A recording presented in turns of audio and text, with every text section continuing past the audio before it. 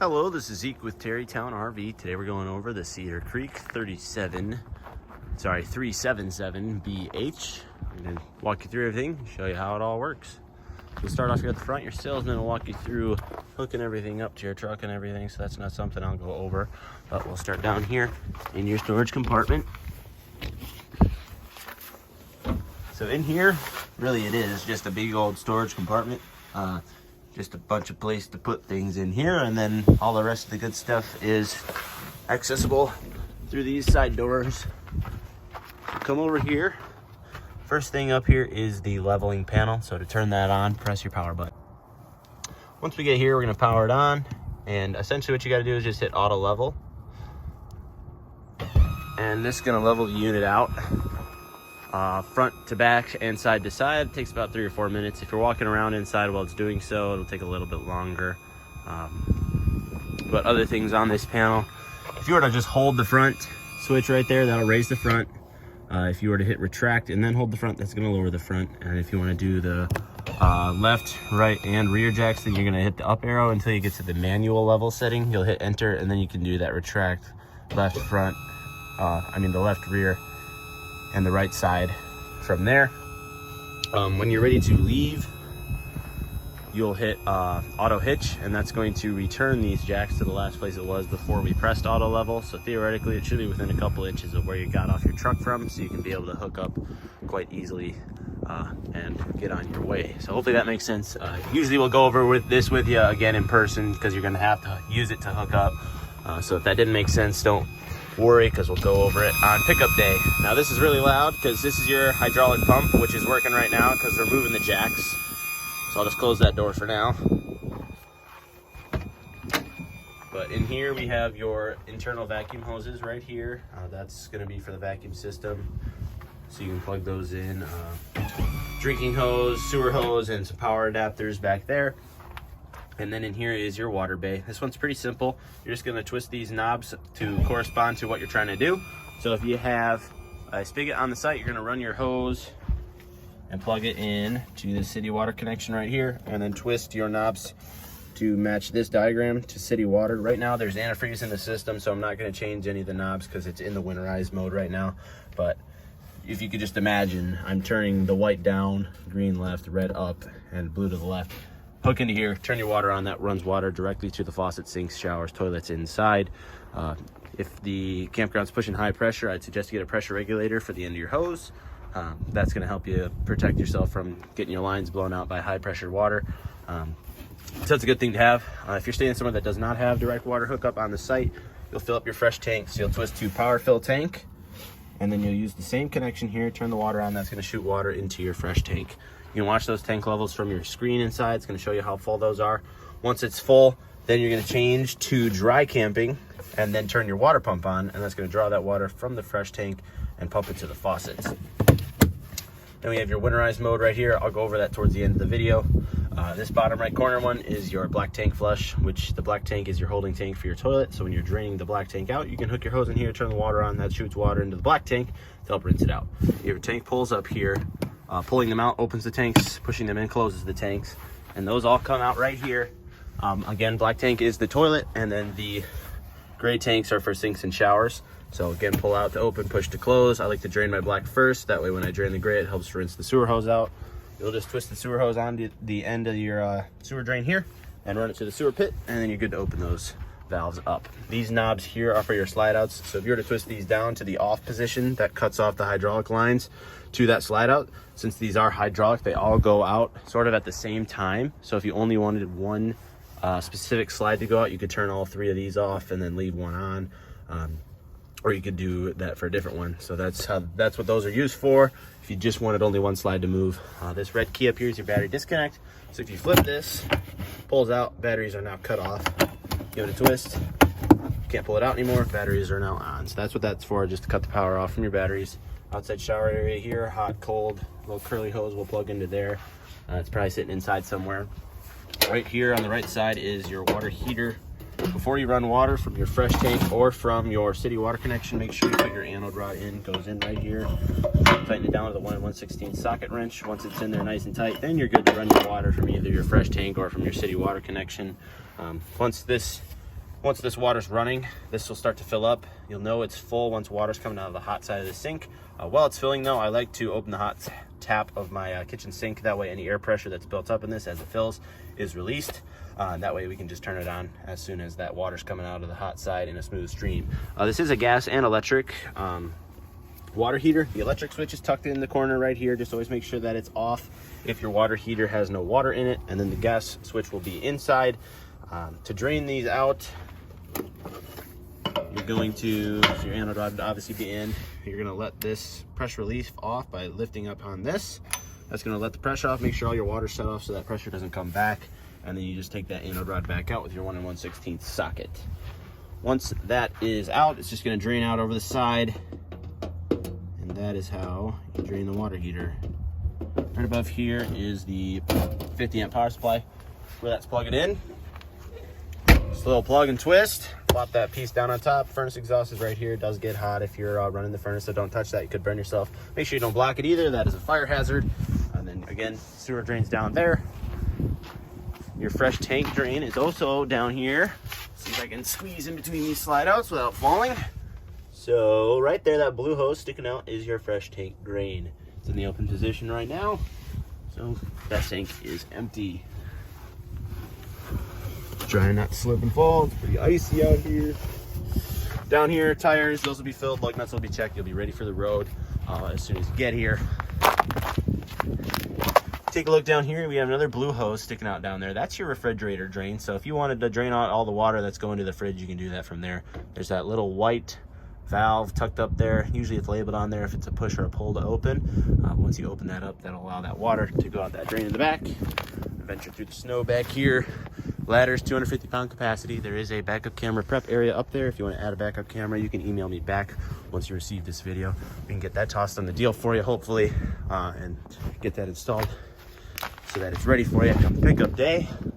Unless your salesman's already talked to you about it, then it should be on the deal and should get put on already. Tires on that side. Stairs, we got the jacks all down position right now after that auto level, so you can see that those are working. We'll flip this up, sort of your little entertainment system. Here's that curly hose that plugs in on the other side, but it also plugs in right here if you wanted to rinse something out over here. Mini fridge right here, and then your built-in vacuum is right here if you wanted to vacuum outside. Also, to get to the bag, reach in there and do this in a way that you can see, and pull your finger right here. That pops this door open and the bag will be behind there. It only comes with one bag, so if you throw it away, you'll have to buy a new one. And over here we have 2 outlets if you need to plug something in. Outside speaker there and over there. And then here's the other side of that pass-through storage. Really big area. And then in here will be your propane tanks. Twist to the left to open, twist to the right to close. To switch between the tanks, you have this arrow here. Whatever way it's pointing is whatever tank you're reading from. When this turns green, that's showing that there's gas present in the lines. When it's red, that's showing there's no gas. So if you had a full tank and it were to turn red, that's how you know that that tank is now empty. Leash latch here if you want to hook a dog up to that. And then down on the bottom here is an LP quick connection. If you wanted to run a griddle or a grill out here, you'd take your LP hose, plug it into there, and flip that silver valve on there towards you. That'll open the gas supply up straight from these tanks so that you could run a griddle.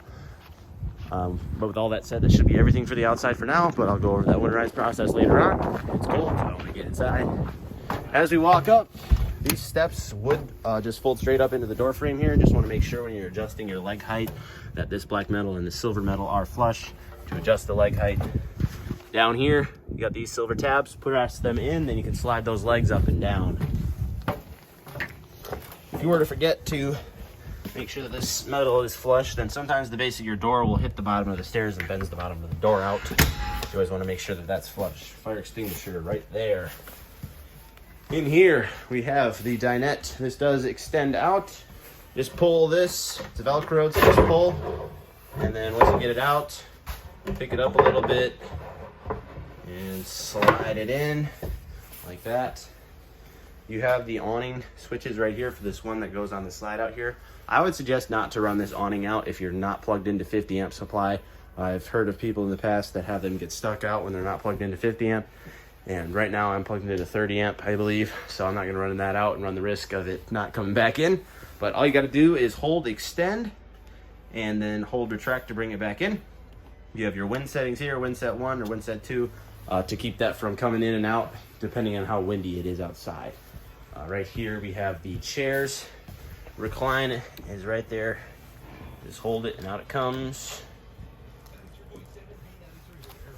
For your shades, you have day and night shades, so the clear ones and then the night ones. You just want to be gentle with these. Make sure you don't pull on them too hard. Sometimes the spring mechanisms will break if you yank on them too hard. But then we got compartments up there. Your fireplace right here is electric. So if you want to save some propane and heat this place up, I'd suggest to use the fireplace. I got it cranking right now. It's working quite well. You have the on switch right there. Then you have different colors. Purple's my favorite. Then you have different brightnesses and then different temperatures right there. And that's all going to be displayed on the corner here. Temperature goes up to 99. Once you get past 99, then you have the option to turn the heat off so that you can just have the light display on. We have your radio right here. Zone 1 are these two speakers right here and here, and Zone 2 are those speakers outside that I showed you earlier. Does have Bluetooth. You want to connect your phone to it, play your own music, and volume up and down. Everything else, regular radio. TV's right there. Might be a smart TV if I take a look in the drawer here. And no, it is not. Just regular old Insignia. We'll take a look at the burners here. We have the fan for the oven. If that's getting hot, shoots that, vents out that hot air. Panel light. Press in and turn to the left to light. Same thing for that burner. And these two burners as well for the oven. It's gonna take a little longer, but you'll watch down here for that flame to come on. Press in, turn to the left.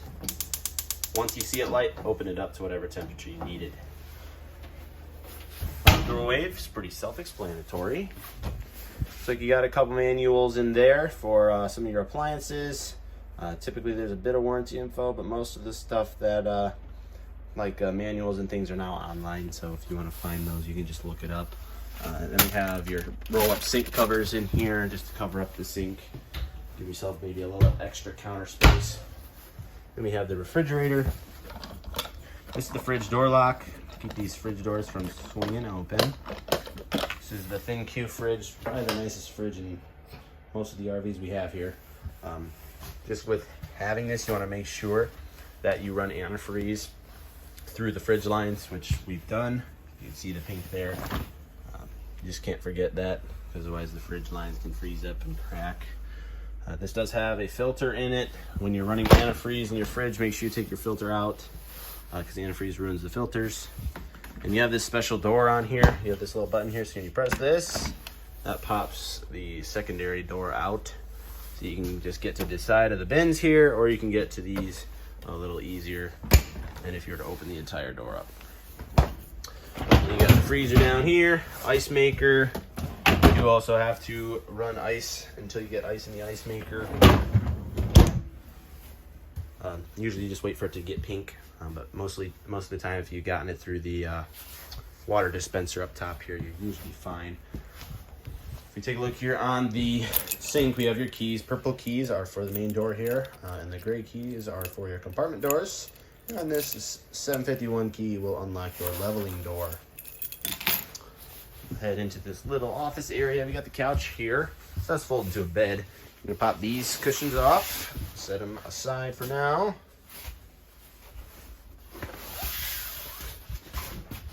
And then pick up from the base of the couch right here. Pull towards yourself. The legs are gonna flop down. Kind of get off to the side. Set it down, and then fold this back piece downwards. And then throw those cushions back on there. Just make sure that you never run your slides with this in the down position, because it'll crush the couch and all your wooden cabinetry. Probably mess the slide up pretty bad too. So just make sure this is folded back up for if you're moving the slide out.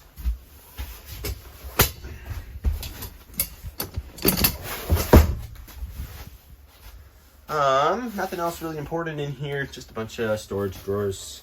These little light panels are scattered throughout the unit to turn the lights on and off. That way you don't have to go back to your main panel every time. I'm just seeing if there's anything I missed over here. I don't think so. We go here, we have your max air fan control on and off. So you just hit on. It's gonna power the fan on up here.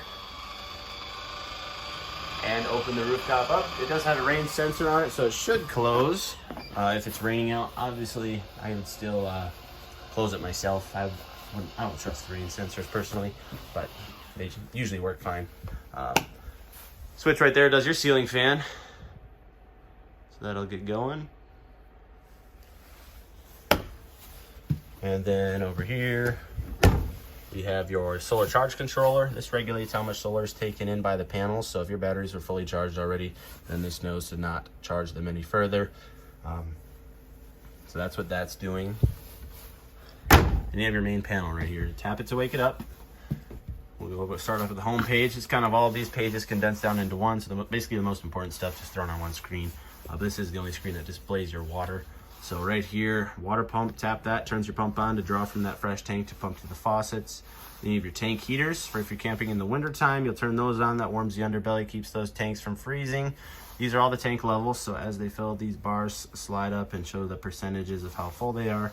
Your house battery level, 13.9 volts, plenty. Living room right here, this is the temperature of the living room, so you can up that or lower that if you had the heat or the AC on already. This one's the light master, so if you tap off, turns all the lights off at once, on, turns them all on at once.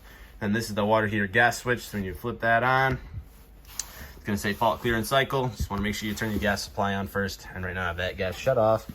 So once that gas is opened, you'll turn that on. 10 to 15 minutes later, you should have hot water, but again, make sure that you don't turn the water heater on unless there is water in it. Next page, lights. Tap all the lights on and off individually. Turn those exterior lights on. The light master does not control the exterior lights.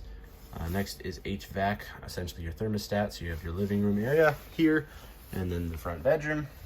So you'll just hit cool, adjust your fan speed, set your temps. You can hear it kick on. It is quiet, so that's nice. See if you can hear it. Heat pump, that really only works if it's 45 degrees out or warmer. If it's colder like it is right now, the heat pump doesn't really do much for you. So you want to use the furnace in temperatures like it is today. For the furnace, you're gonna hit furnace right here. It's gonna turn it on, adjust your temps, and you can hear that furnace kick on, which I believe is actually in here. So back behind this grate here is where the furnace is. Furnace is gonna come out through the floor vents, and AC comes through the ceiling vents like that. Turn that off, we'll just tap off. And then same thing for the bedroom controls. It just doesn't have heat option. The heat from this one runs through the entire unit. So it'll go all the way to the bedroom, so you don't have to worry about that. Next is slides. So again, these are hydraulic, so they all run off the same switch. And they all come in basically at the same time. Just whatever one has the least amount of resistance on it is going to come in first. And then you have your awning extend and retract switch right there. Quick show you the awning moving in and out. We'll just hit extend and hold.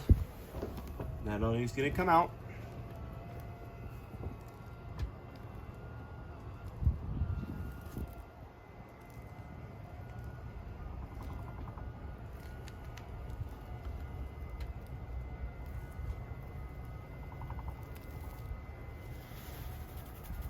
Once it's all the way out, the flap on the end is going to be facing straight down like so.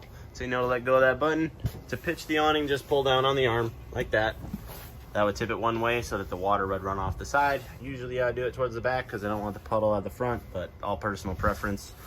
And then before you run it back in, I like to just push it back up into position, but you don't need to. And hold retract, and that brings it back in. Just FYI, the furnace will not shut off right away. It does run through a cool down cycle. So about 5 minutes after you turn it off, you'll actually hear it turn off. So just a little heads up. Up there above your steps is the fire alarm. That just runs off a battery. So if it starts chirping at you, that's how you know you got to replace that battery in there. Just pull the cover down and install a new one.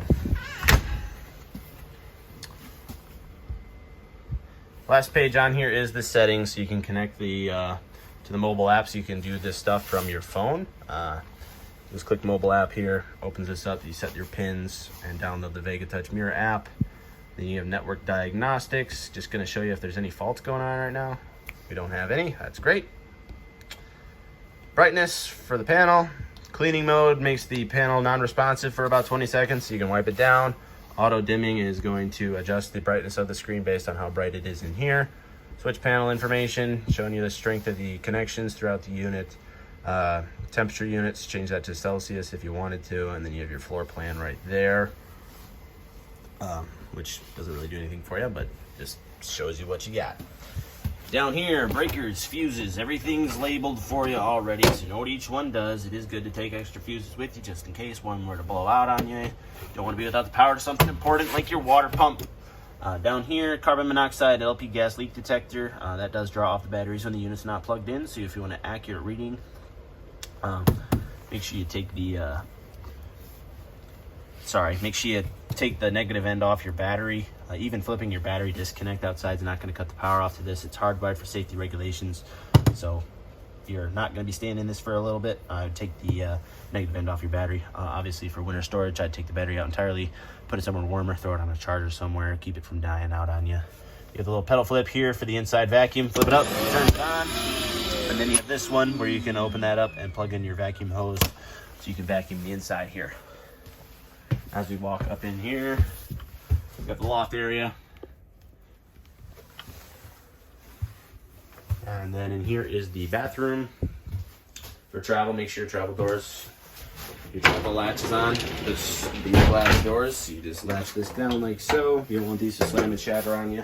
There's a pedal flush toilet, so you step down here on the pedal, and that will flush the toilet. Shower's just like one at home, hot and cold. You do have a GFCI in here. If you need to reset the outlets, just hit that reset key, and those should get power back. And then up here is a fan. Press the power key right here. That turns the fan on. Pull down to unlock the fan, and then twist it to the left to open it up. And then once you close it again, push up to lock it. You got your bedroom area here. Super nice bedroom. Probably one of my favorites. You pick this up. Storage underneath. Got your extra chairs for the dinette. Just folding chairs. Looks like they still got the plastic on them, so that's nice. And you have your lug nut crank tucked down there as well. This picks up. Got a little bit of storage under there. And then this is your space heater. The heat from the furnace does come in here, but I do like to run the space heater still. It's electric, so this doesn't use propane. All you gotta do is press the fan key. So that turned it off. I had it running, but to turn it on, hit the fan key until the temperature shows up. Then you have temperature up and down. And then if you hit the night mode, it just makes it run a little bit quieter and dims the display a little bit as well, so that it's not so annoying when you're trying to sleep. But anyways, in here, area for washer dryer prep. Here's a picture of what that would look like if you did get that added on. If you do want to add that on, email me back after you receive this video, and hopefully we can get that installed for you before you pick that up, before you pick up the unit. Obviously, most of the time the salesman has already spoken to you about that. So if you're not interested, not a problem. King Wi-Fi is right here. If you look up the King Wi-Fi system, you should be able to figure out more about it. Essentially, you just would buy a plan and install the SIM card so that you could have a Wi-Fi connection in here. But most people just use the hotspots from their phones instead. Just kind of takes up the extra step. But anyways, that should be everything for the interior. So now I'll just show those slides moving in and out for you, and then we'll go over the winterized process. All right, so to run the slides in, just hold retract, and that's gonna bring them in. So the one with the least amount of resistance goes first. And once it's all the way in, the rest of them kind of follow. Most of them are already in as well. They all kind of moved in at the same time. And if we go check, it should be in now. Yes, so that's kind of what it looks like when you're in. Can't really get into the bedroom. Can't really get basically anywhere except for the bathroom. So unless you have a really skinny kid with you who can squeeze through there, but not a lot of access with the slide outs in.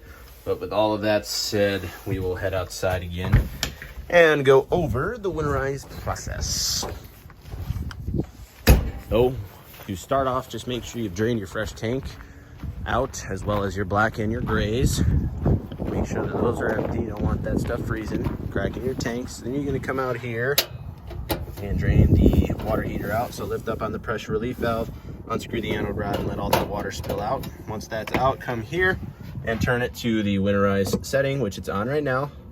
That changes where the water pump draws from. So now instead of drawing from the fresh tank, it's actually just going to draw straight from this end here.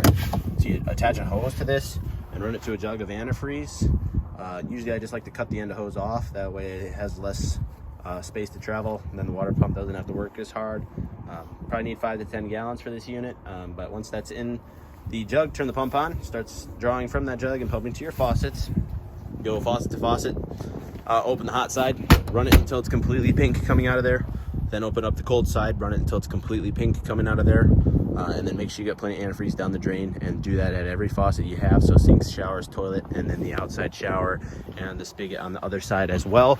And then come down here and open these up, which are your low point drains. So take the caps off, run it until it's completely pink coming out of both of the hot and the cold low points down there.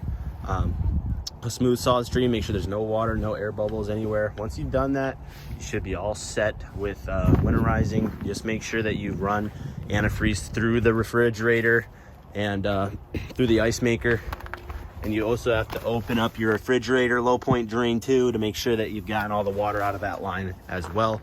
So make sure it's completely pink coming out of there as well. But once you've done that, the winterized process is all summed up. So with all of that said and done, that is everything for this unit. Sometimes I do forget things, so please bring questions with you just in case. If you did want to get anything added on, like that backup camera or washer dryer, email me back. And any other questions you have, we can hopefully get answered for you. But hopefully this was a useful video, and hope you have a great rest of your day and a great camping experience.